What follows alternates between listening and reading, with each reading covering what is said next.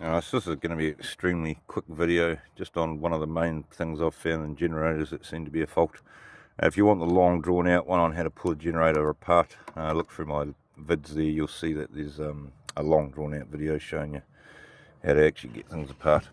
But I've found the most problem is, of course, if you've tested here, well, I put your circuit tester down to your 200 I mean, and you're putting it one on that side, but of course if you haven't pulled it apart yet, the quick way to find out if this needs to be pulled apart is you put one of your prongs here and your black one here, because that's where your brushes are touching, and see if you get any feedback. If you get nothing from it, okay, you're gonna have to pull it apart and just see. Sometimes you can get away with it if it's actually burnt out up around the top where it's busted. You know, they can have weak spots because it's where they've folded the wire. This one here actually had a fold in it, and well, a couple folds, and it had broken, so I've replaced that. What I've done there, I've actually used a real thick core normal wire, and the reason for that is now I know I've made a weak spot. So that's basically, I mean, it's not a fuse and it's not working as a fuse, but I know if this goes under strain that I'm not going to blow any of this thick core wiring in the core. If anything's going to melt out, it'll be this one that I've put in here as the replacement. So I know that I'm not going to bust anything major. It will always end up overheating and burning that out first. So that's how I do it. I put on a bit of wire that can actually burn out before these. But you'll see it's quite thick still. You know, it's still, it's probably 3-4 times as thick as this, but of course it's not one thick strand. There's probably 50 or 60 strands of wire in there. Okay, so that's all fixed anyway. So as I say, it's your main problem. Just look, as I say, if it's around here where the break is, you'll get away with pulling it out and redoing it. And I mean, if it's too far down, you can't, as I say, you're better off, instead of unwinding some and losing some of your wattage, you're just better off putting a wee extension in, and then you know you've got a weak spot. So if something goes wrong, you'll know you better fix it. It'll be that. Okay, so this one's all up and running. Just to show you example here.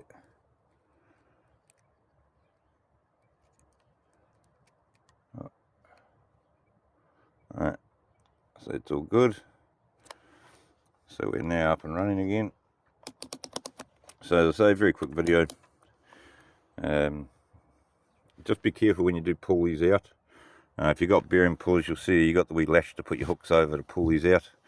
If you haven't got that, you can put a lever bar onto the top piece that you can grab, and then just tap the sides of it with a hammer if you have to. But I mean, you are risking damaging things when you're whacking things, but if you've got no other option, you've got no other option if you haven't got a bearing puller. So just give it a few taps while you got some pressure on it. So you tap it here, tap it here, tap it here, and then put the pressure over here, do the same thing. So you have your lever bar on there when it's in your machine. Okay, now the other thing, of course, is your AVRs. If you found that you've tested it, and that there wasn't the problem. Of course, the other thing you've got to come in is test these wires here coming out. So these are coming out of your main coil. So these are the ones you want to check. Where are we? Over here. So of course, same thing, continuity. Put your tester on here. Make sure you've got continuity going through. Okay. And same on there.